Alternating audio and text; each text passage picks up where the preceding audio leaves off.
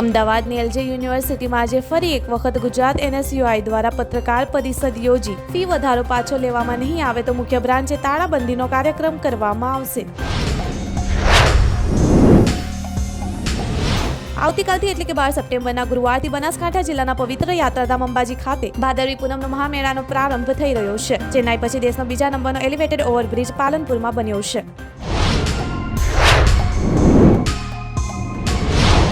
અમદાવાદ શહેરમાં રોગચાળો વકર્યો છે, જેમાં તાવના દર્દીઓના આંકડો જાણી ચોંકી જશો। ખાનગી હોસ્પિટલોમાં 50,000 જેટલા દર્દીઓમાંથી તાવના રોજના 8,000 કેસ આવી રહ્યા છે।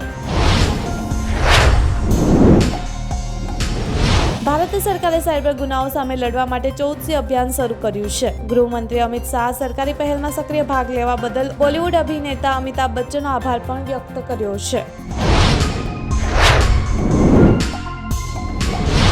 એક વ્યક્તિ હથોડી વડે ટ્રેનના કાચ તોડતો વિડીયો વાયરલ થઈ રહ્યો છે। એક તરફ જનતા વિડીયોમાં દેખાતા વ્યક્તિની ધરપકડની માંગ કરી રહી છે, સાથે એવા પણ દાવા કરવામાં આવ્યા છે કે આ કાચ બદલવાની પ્રક્રિયાનો એક ભાગ છે।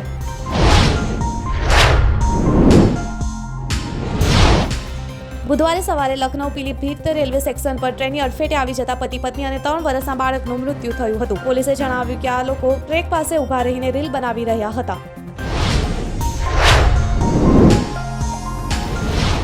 સિમલાના સંજોલી વિસ્તારમાં સંજોલી મસ્જિદ વિવાદને કારણે જિલ્લા પ્રશાસને કાયદો અને વ્યવસ્થા જાળવવા માટે કલમ 163 લાગુ કરી છે। સંજોલી મસ્જિદના ગેરકાયદે બાંધકામને લઈને હિન્દુ સંગઠનોમાં રોષ છે।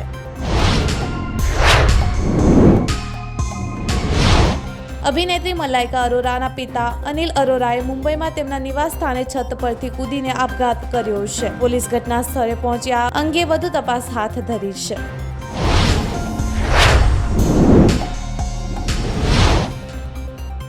આરબીઆઈએ 2 મોટી બેંકો પર દંડ ફટકાર્યો છે। આમાં પ્રથમ દેશની ખાનગી ક્ષેત્રની સૌથી મોટી બેંક HDFC બેંક અને બીજી એક્સિસ બેંક છે।